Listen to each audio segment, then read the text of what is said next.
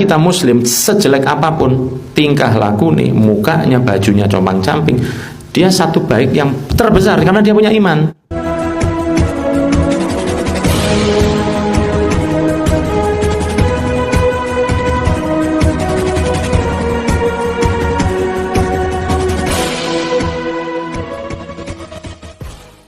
Ya, shalom teman-teman semua, dimanapun kita berada pada saat ini, kiranya kita semua tetap berada dalam keadaan sehat. Dan apapun yang merupakan aktivitas kita sepanjang hari ini, kiranya Tuhan Yesus memberkati. Teman-teman, kembali berjumpa lagi di channel kita ini. Terima kasih buat teman-teman yang sudah mendukung channel ini, dan kita gunakan channel ini untuk tetap menjadi berkat bagi semua orang.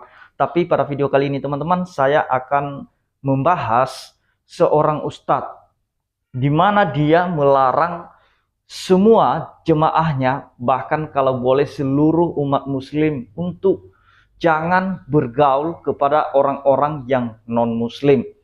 Kenapa dia melarang jemaahnya? Karena orang-orang yang non-muslim itu berbeda Tuhannya. Nah, teman-teman, sebelumnya saya mau ajak kita untuk bisa menyimak videonya yang berikut ini. Jangan berteman kecuali mukmin. Kenapa?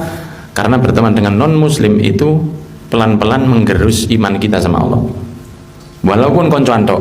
Kalau bisnis tidak apa-apa, asal setelah bisnis selesai, mari, tidak pakai keluar tanpa tujuan. Ayo melaku-melaku. Nah, itu bahaya.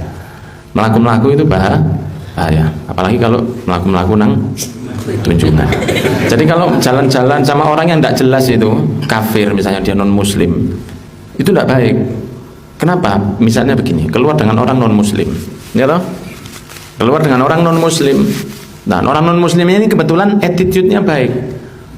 Sampah dibuang di tempatnya, kemudian di parkiran, di lampu merah dia ngasih orang miskin, kemudian attitude-nya baik, cuma dia non-muslim, gitu aja. Terus besoknya jenengan keluar dengan teman muslim, buang sampah sembarangan, kalau ada orang ngamen dibuka tok, assalamualaikum, terus itu tuh. Nah, dalam hati jenengan akhirnya gini, wah, apian wong kafir tiba. Itu berarti turun iman kita sudah. Nah, begitu loh. Karena yang kita nilai dari apinya dia itu apa? Buang sampah. Kita lupa bahwa dia ada jelek yang sangat besar. Dia tidak mau dengan Tuhan kita. Itu jelek itu. Walaupun dia ganteng atau bersih ini kayak apa. Lah saudara kita muslim, sejelek apapun tingkah laku nih, mukanya, bajunya compang-camping, dia satu baik yang terbesar karena dia punya iman. Nah, jadi itu dia teman-teman videonya ya. Kenapa dia melarang jemaahnya atau saudara-saudara yang muslim untuk bisa bergaul dengan orang-orang non-muslim atau kafir menurut pandangannya? Karena orang kafir itu tidak mau dengan Tuhan kita, katanya Ustadz ini. Nah, sekalipun orang kafir itu baik, sekalipun dia baik, tapi ada satu hal kesalahan dengan dia, tidak mau dengan Tuhan kita. Itu saja dia larangannya ya teman-teman. Gara-gara itulah penyebabnya dia melarang umatnya bergaul dengan orang kafir atau non-muslim. Nah, jadi teman-teman, sebenarnya menurut saya ini buat saudara-saudara kita yang muslim, jangan sampai menelan mentah-mentah ceramah yang seperti ini. Ini juga merupakan salah satu ceramah provokator ya, untuk membenci orang-orang non-muslim, untuk membenci orang-orang yang mereka anggap kafir, yang berbeda keyakinan. Jadi teman-teman, sebenarnya kalau orang yang beriman itu pasti ada buah dari iman yang dia miliki. Jadi kalau ustadz ini pun dia punya iman, mesti harus ada buah dari apa yang dia imani. Karena tidak mungkin Tuhan itu mengajarkan untuk membenci orang lain. Tidak mungkin. Kalau dalam kekristenan, Yesus mengajarkan bagaimana kita harus mengasihi orang. Musuh sekalipun itu harus kita berdoa bagi mereka, mengasihi mereka. Apa kata Tuhan Yesus? Berdoalah kepada mereka yang menganiaya kamu. Jadi itu firman Tuhan sendiri. Sekalipun musuh, ya kita harus berdoa bagi dia. Supaya apa? Kenapa disuruh kita mendoakan musuh? Mendoakan orang-orang yang menganiaya kita. Itu secara manusia tidak logis ya, tidak masuk akal. Kok bisa musuh didoakan? Harusnya dikutuklah supaya dia diajak. Kira-kira begitu bahasanya. Nah, harusnya begitu secara pikiran manusia. Tetapi Tuhan yang punya kasih, dia mengajarkan kita bagaimana kita juga harus memiliki kasih. Mengasihi musuh, berdoa bagi mereka. Supaya apa? Supaya bertobat, supaya terbit kasih itu di hati mereka. Di hati orang-orang yang memusuhi kita, yang menganiaya kita. Terlebih-lebih kita berdoa bagi mereka, supaya mereka mengenal kebenaran itu. Nah, itu tujuannya berdoa bagi musuh-musuh dan juga yang menganiaya kita. Nah, itu luar biasa sebenarnya ajaran kekristenan itu. Dan tidak ada ajaran ini di keyakinan yang lain yang mendoakan musuh. Tidak ada. Mendoakan orang-orang yang menganiaya kita. Tidak ada. Justru kalau di keyakinan yang lain itu harus balas kejahatan dengan kejahatan. Tetapi kalau Yesus ya balas kejahatan itu dengan kebaikan. Supaya kita terlihat apa? Supaya kita terlihat bahwa kita benar-benar orang yang beriman. Jadi apa yang menandakan kita beriman? Yaitu buah dari iman kita itu. Ketika kita bisa, ketika kita sanggup membalas kejahatan itu dengan kebaikan. Itu cukup luar biasa. Nah, jadi agama apapun sebenarnya yang ada di dunia ini tidak ada yang mengajarkan untuk berbuat jahat, untuk membunuh.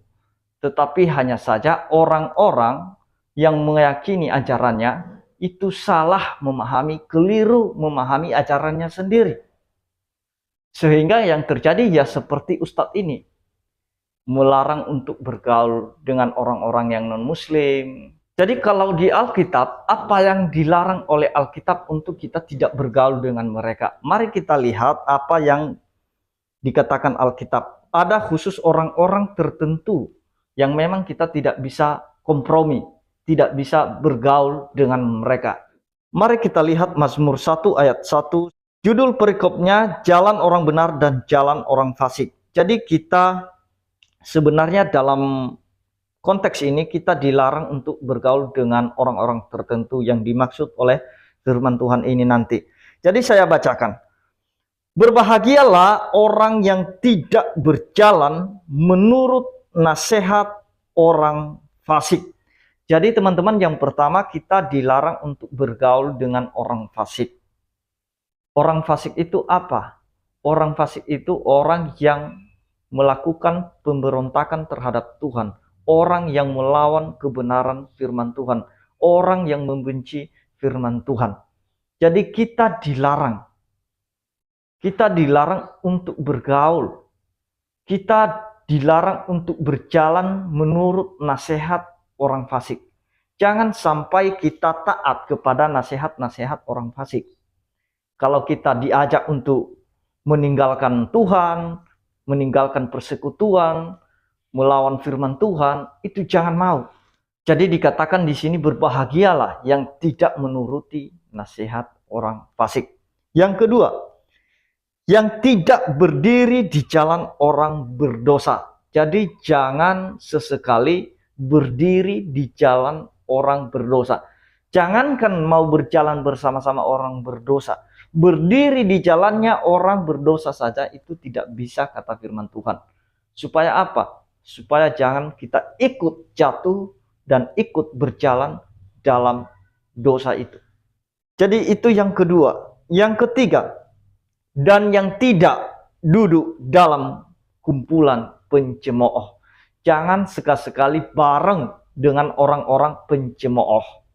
Karena kalau kita ikut mencemooh, maka itu akan mendatangkan dosa bagi kita. Nah, jadi itu yang dilarang oleh firman Tuhan bagi kita. Jangan menuruti nasihat orang fasik, jangan berdiri di jalan orang berdosa, dan jangan duduk dalam kumpulan pencemooh. Ketiga ini kita harus hindari. Nah, jadi bukan dalam pengertian kita harus membenci orang fasik itu. Nah, jadi kita harus memisahkannya ya. Kita tidak mau ikut jalan mereka dengan membenci mereka, itu beda hal. Kita tidak menuruti nasihat orang fasik bukan berarti kita membenci mereka. Yang kita benci kefasikan mereka bukan orangnya. Jadi kalau boleh kita berdoa bagi orang fasik, orang berdosa, dan juga pencemooh supaya mereka cepat-cepat bertobat. Nah, jadi kata firman Tuhan, berbahagialah mereka. Nah, teman-teman, sama halnya dengan ilustrasi yang diberikan oleh Yesus mengenai orang Samaria yang baik hati ya. Padahal orang Samaria yang baik hati itu ya bukan orang-orang yang taat beragama kali.